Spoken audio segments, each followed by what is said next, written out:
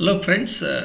In this episode, I would like to share with you from the philosophical perspective of life what happens after the death that we don't know clearly what happens next. But according to the Hinduism, there is a reincarnation, and then again, there is a possibility of one more birth. So, so it's very difficult to share about the life and other things. But one thing is sure that life is a gift from God, and life is not a straight line. Life is not a cakewalk. Life is full of ups and downs. You have to be resilient. You should never give up. And in my life, I am 62 years old with lots of challenges, and I had lots of lows rather than the highs. And I escaped death more than 10 times. And the last challenge was that I had a brain stroke in the year 2021. Literally, I was close to death, but I survived because the power of subconscious mind, and because there is some reason why I was given one more chance to live and add value and impact the humankind. So I'm very positive guy, and I was born into a toxic family and grew up in a toxic environment. And I didn't have a regular education, and I was a college dropout. Then I acquired a couple of qualifications, and I became an author, a non-fiction author, and then I published 55 books, and so lots of things I did it. But when we talk about philosophy, philosophy means again there are different perspectives about philosophy, because why I'm talking about this philosophical perspective is that I'm planning to write a book on philosophy, having written books in different categories like teaching, training, learning, diversity, mindfulness, soft leadership, soft skills, having written a memoir, image consultancy. So then I thought of writing a book on philosophy, but I didn't know how to go about. And again, for the last 5 years, I have health challenges. My right hand has been paralyzed, and the right portion of the body was paralyzed, and gradually I recovered after a gap of an year. I started hitting the gym. I'm recovering, but still my right shoulder and the right hand has been numb. I'm repeating something, the same thing. Then so lots of challenges. So this is about life.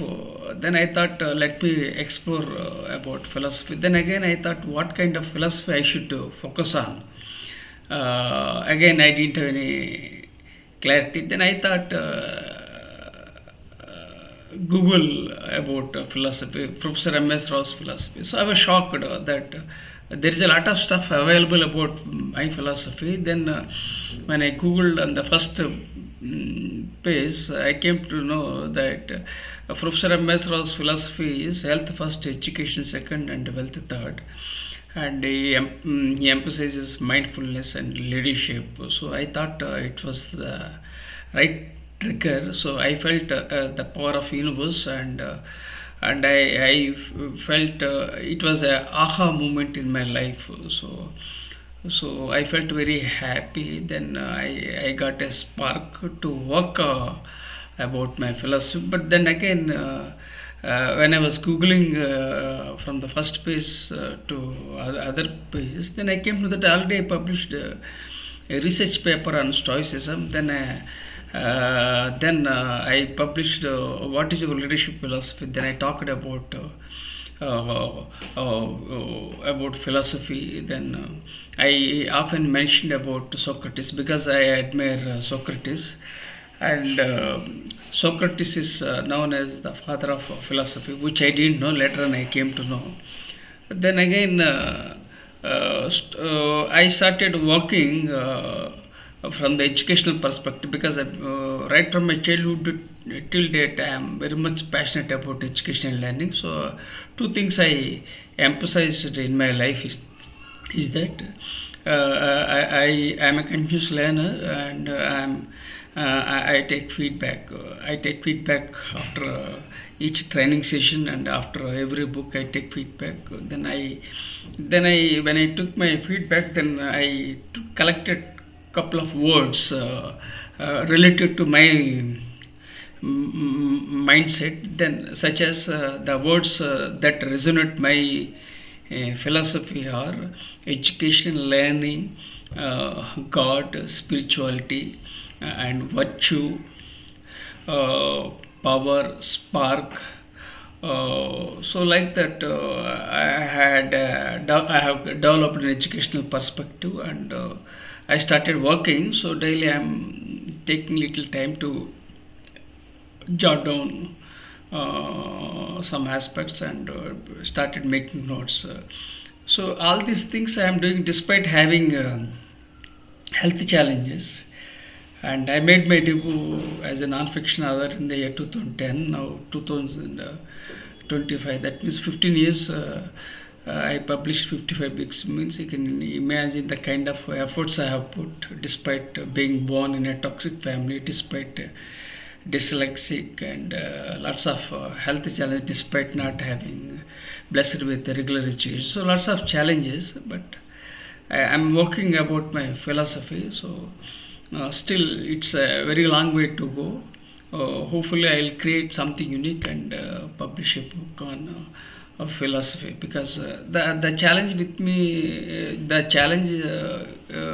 with me was that I didn't have any mentor, I didn't have any coach, I didn't have any guide. That was the challenge. Whatever was coming to my mind, I was writing. And despite all the challenges, the biggest strength in my life is that I'm very creative by nature. Some of the dyslexics are very smart and brilliant, and they are creative people, and they have become geniuses. So everything is everything happens for a reason. Be positive, express gratitude, keep moving, and keep rocking. And I also, apart from Socrates, I like leaders like uh, uh, uh, Plato, Aristotle, Alexander. Then again, Marcus Aurelius, I admire, because he wrote about meditations. He was a very great emperor and a general, Roman emperor. So I am trying to explore something unique, and I want to provide something unique to the world. Already I'm 62, so probably this will be the. I can't say that this is the last book, but I want to explore about my philosophy, and I want to publish a book. So this is my story. So I request you to consider subscribing my channel and sharing with your network, and with gratitude.